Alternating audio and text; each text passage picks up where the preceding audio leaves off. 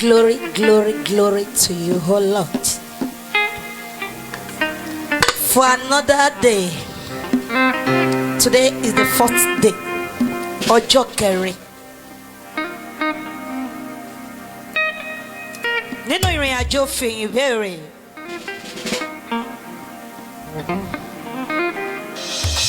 A minute. Tó o bá fìyìn ìbéèrè, ó máa tẹ̀ ẹ́ lọ́wọ́. Kò sóhun tá a fẹ́ ṣe tá a máa sọ pé ẹgbẹ́ èyìn sápá kan. No. Ẹ jẹ́ ká yìn. Ẹ jẹ́ ká gbéga. Hallelujah. Jẹ́ kí ọkàn rẹ darapọ̀ mọ́ ìyìn wa ní ọ̀nà. Bẹ̀rẹ̀ sí gba ìmísí Ọlọ́run láàyè. Jẹ́ kí ọkàn rẹ ṣe déédéé pẹ̀lú Ọlọ́run. Oh God. Ó lọ́tọ̀ láti yìn àti láti gbéga. Tó o bá ti kí tó o ti yìn tó o ti gẹ̀. Ó rọrùn púpọ̀ púpọ̀ láti rí ojú rere rẹ̀. Ẹ fi àìlópin fún Ọlọ́run Bàbá, fún oore ayé yìí àti ìrètí tọ̀run. Rọ̀ ọmọ rẹ̀ àyànfẹ́ láti kú ẹ̀ṣẹ̀ ayé, láti kú fún ẹ̀ṣẹ̀ ayé.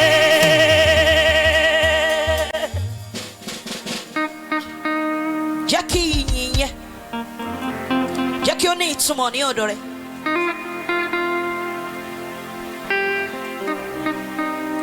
Come on, receive the Spirit of the Lord in your body. Báyìí mísí Ọlọ́run láàyè nínú ayé rẹ. Connect with Him now. Jẹ́ kí ọkàn rẹ ṣe déédéé pẹ̀lú Ọlọ́run.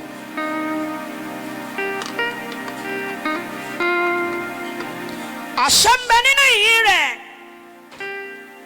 Yes. Jẹ́ kí ọkàn rẹ darapọ̀ mọ́.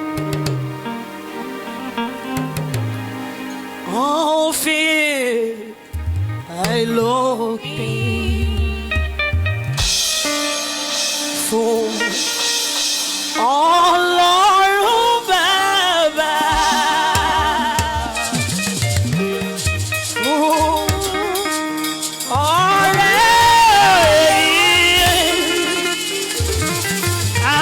àti ìrètí tọ̀run. Rọ̀ ọmọ rẹ̀ àyànfẹ́ láti kú fún ẹ̀ṣẹ̀ ayé, láti kú fún ẹ̀ṣẹ̀ ayé.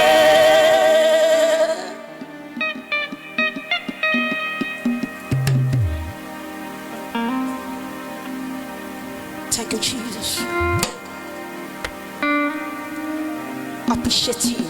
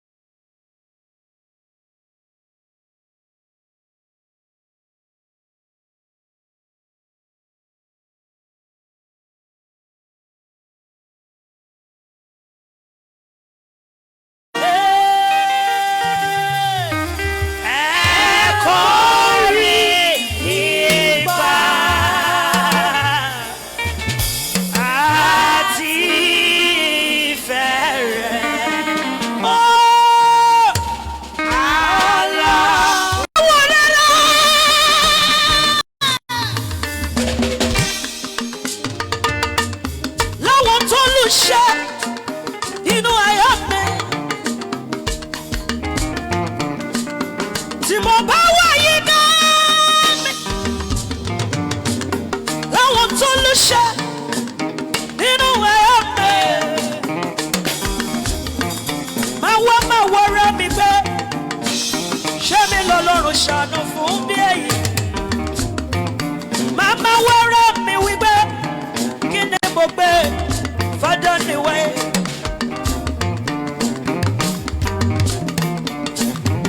Ẹ bá mi gbéga ó lọ lọ́rùn mi. Ẹ bá mi gbéga ó lọ lọ́rùn mi. Ó ti kó fún mi ẹgbẹ́ máa bá a kú. Ẹ bá mi gbéga ó lọ lọ́rùn mi. Ẹ bá mi gbéga ó lọ lọ́rùn mi. Ó ti kó fún mi ẹgbẹ́ máa bá a kú.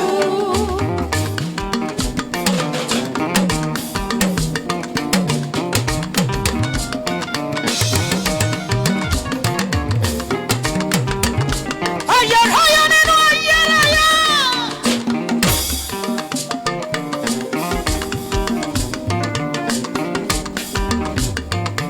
Àṣírí ìjìnlẹ̀ tó ń bẹ nínú àwọn wòlíì.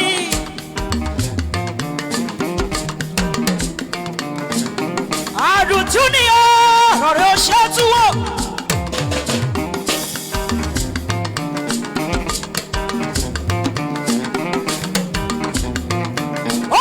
Olùdáni lọ́lá ò pèsè fún ẹ. Ẹ bá mi gbéga ó lọ lọ́rùn mi. Ẹ bá mi gbéga ó lọ lọ́rùn mi. Ó ti kó fún mi èmi máa bá a kú. Ẹ bá mi gbéga ó lọ lọ́rùn mi. Ó lọ lọ́rùn mi. Ó ti kú fún mi èmi máa bá a kú.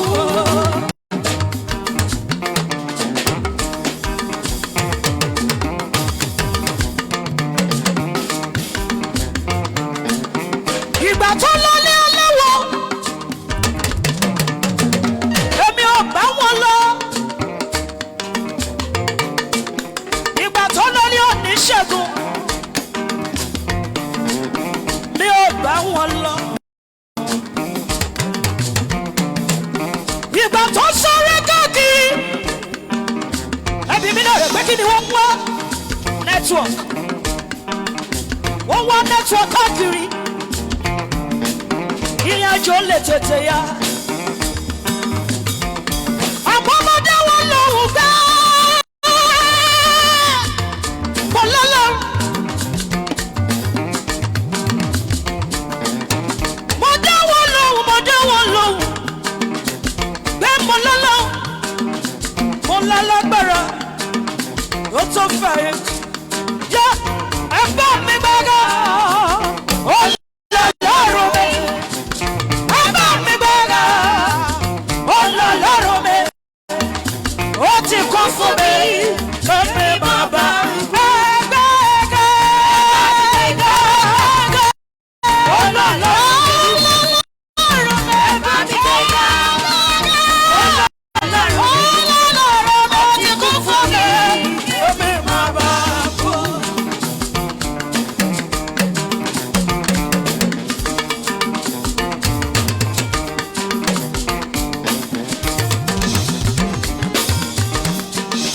Uncle Gabriel.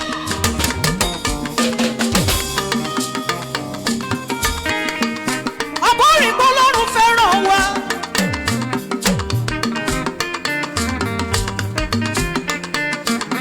Àbẹ̀rìn bọ́lọ́run tọ́jú wa bẹ́ẹ̀ ló ṣe ẹ wá. Àdìmúlá bàbá mi. Abiyamọ ló jẹ́ gbọ̀gbọ̀rọ̀ abiyamọ máa fún ìtọ́jú ọmọ rẹ̀. Ẹni bá mọ̀ rẹ̀ lọ́wọ́. Ẹjẹ́ jọ gbé ìgbà. Iná tí ń jó tí ó lọ kú. Omi tó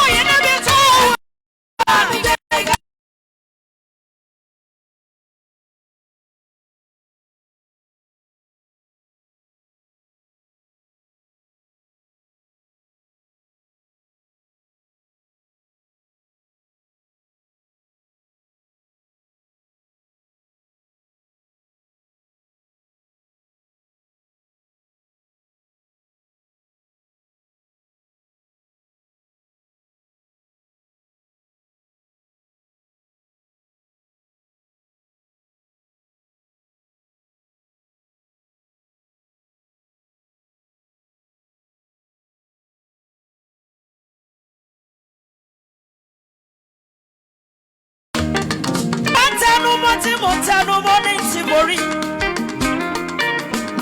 Tí bá sọ̀rọ̀ tí mi ò kúrò níbẹ̀ ò ní tí mo rí. Ó tẹ́nìyàn rí ló mú ní ṣó tẹ́nìyàn ṣe.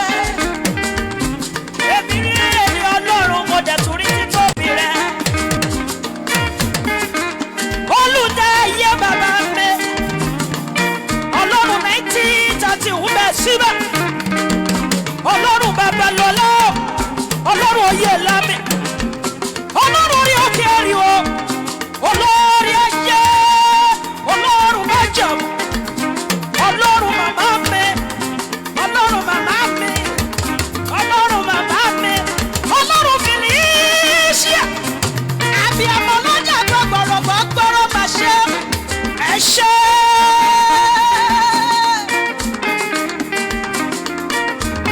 Ọlọ́run táyọ̀ lọ́lọ́ èjì rẹ̀. Akọni wòlíì. Ọlọ́run táyọ̀ lọ́lọ́ èjì rẹ̀. Akọni wòlíì. Ọlọ́run táyọ̀ lọ́lọ́ èjì rẹ̀. Lórí Ọlọ́run náà ni. Lẹ́yìn rẹ̀ Ọlọ́run náà ni. Kò sálàfíwé rẹ̀ Ọlọ́run ìwọ. Lẹ́yìn rẹ̀ Ọlọ́run náà ni. Lẹ́yìn rẹ̀ Ọlọ́run náà ni. Kò sálàfíwé rẹ̀ lẹ́yìn rẹ̀ ìwọ ni.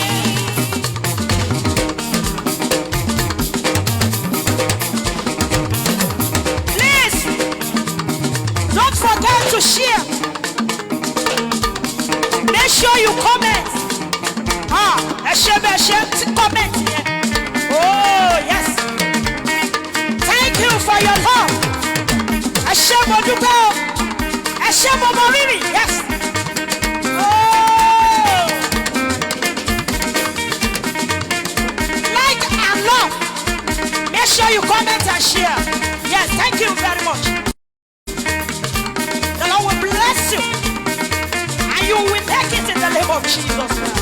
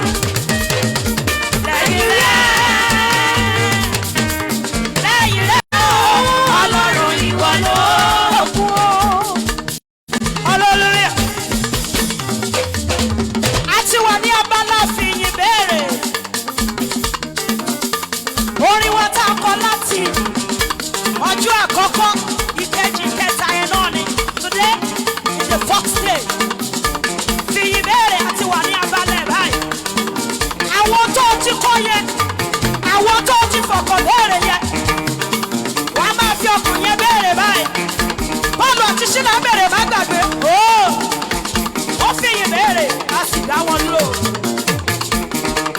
ó tó fàdúrà béèrè tí kò tẹ̀ ọ́ lọ́wọ́ fi yìn béèrè Olúwa ṣe.